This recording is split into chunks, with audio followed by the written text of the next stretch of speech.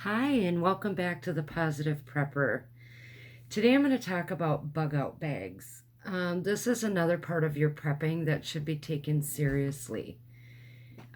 Each member of your family should have a bug out bag, and it should be fully stocked and ready to go in an instant. You might want to think about having one in your vehicle also. The things you put in your bug out bag should be only for your bug out bag. So, for example, if you're at a family gathering and somebody needs a Band-Aid, don't go into your bug out bag. Have a different first aid location. Keep your preps that are in your bug out bag for your bug out bag, okay? Bug out bags need to have everything that you need for survival. So as far as bug out bags, we call it the 7 C's and the P. And I think in my last video, I mistakenly said S. So scratch that. It's the 7 C's and the P. Okay, so these 7 C's and a P include cutting, combustion, coverage, cordage, containers, and consumption. And then the P is your primary preps. And I'm going to go through these to let you kind of give you an idea. I've got some things here that I'm going to show you that I carry in mine. And again, remember that what you carry in yours is going to be different. You might have a different focus, and we're going to talk about that a little bit later. Okay? So again, the 7 C's: cutting, combustion, cordage, cover, containers, consumption, and communication. And then your P is your primary preps. Okay? So, cutting. So, cutting things is like your knives, folding saws, small axe, those types of things. Anything to cut wood, cut rope, okay, whatever you need it for. Your combustion is your fire starting stuff. So stormproof matches, flint striker, things like that. Okay. Cordage, of course, is rope, twine, paracord. Should always have something. Preppers really like the paracord because it is so multifunctional. So this would be a good thing to have in your bug out bag.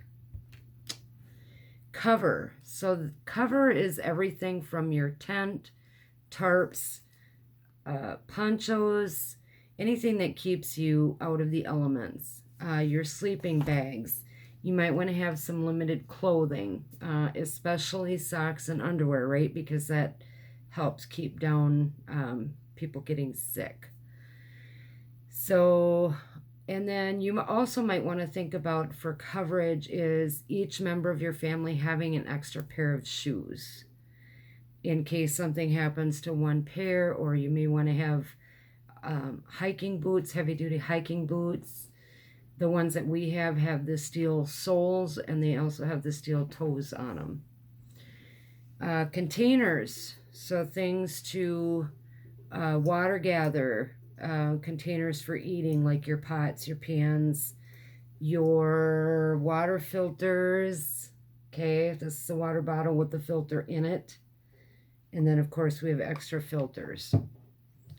The next C is consumption. So this is food. You want to have food for at least 72 hours, whatever your thing is for food. We've included things like a telescopic fishing rod, along with a small lure kit. Okay. Eating utensils. So we have a fork and a knife in a leather case. And then don't forget, if you're packing cans, to have a can opener. I chose this little one because it takes up a lot less space and it's easy to use. Okay. And then the last C is your communication. So walkie-talkies, two-way radios, anything that you need for communication with the outside world. So those are your 7 C's really quick: cutting, combustion, cordage, cover, containers, consumption, and communication. Okay?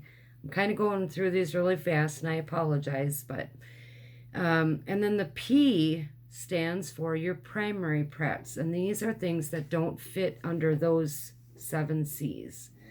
So in there, you want to include things like your first aid kit, right? You want to include your flashlights. We have this one here. It's solar powered, so it solar charges, has the light.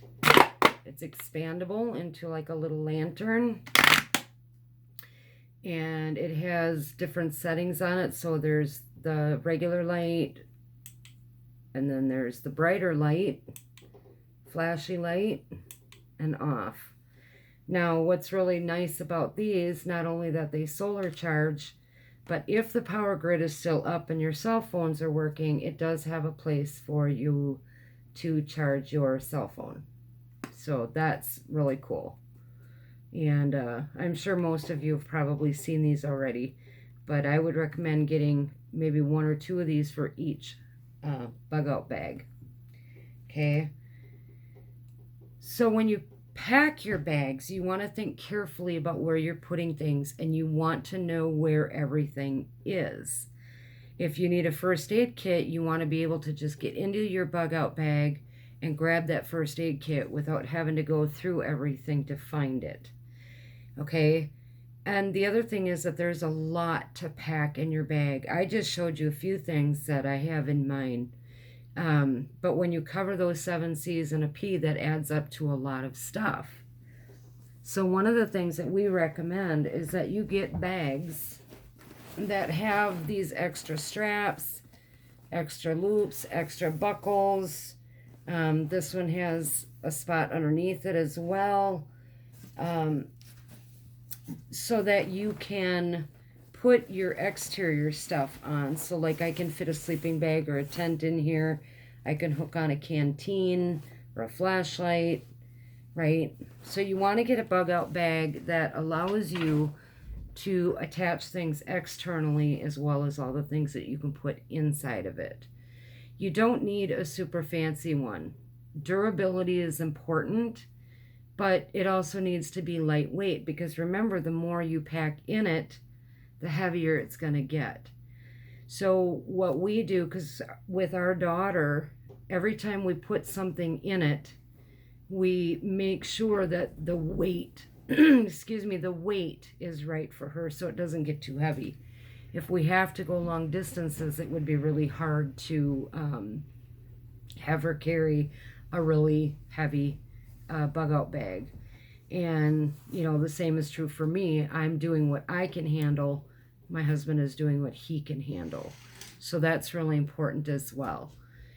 Your bug out bag, again, is going to be catered to what your focus is. So if your focus is more on defense, you might carry more freedom seeds. If you're more focused on food or foraging, you might carry more containers or a bigger tackle box, or, you know, whatever it is that your focus is. And that's okay. There's no right or wrong way to do this. Just try to make sure that you have the 7 C's and the P covered.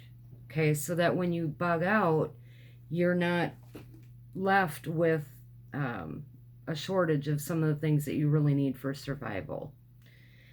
The hope is that you never have to use it, of course. But if your bug in location or bunker down location gets overrun and you have to bug out, you want to make sure that you are prepared for that. Most people are very resourceful and can overcome challenges. You know, if you had to bug out into the woods, I think everybody, especially in the prepper community, and those of you that are even new to it, you would know how to draw off the natural resources that are around you. But if things get really bad, having a bug out bag is just that one more step towards preparedness.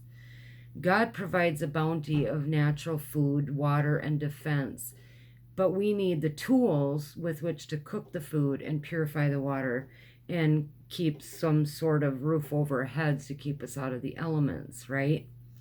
So in a way, a bug out bag is your way of working together with the Lord to survive whatever it is that's going on out there. Okay, so that's what I have on Bug Out Bags. I hope this was helpful. Hit that subscribe button and that like button and the notification bell so that you know when my next videos are coming out. Thanks for watching The Positive Prepper. God bless.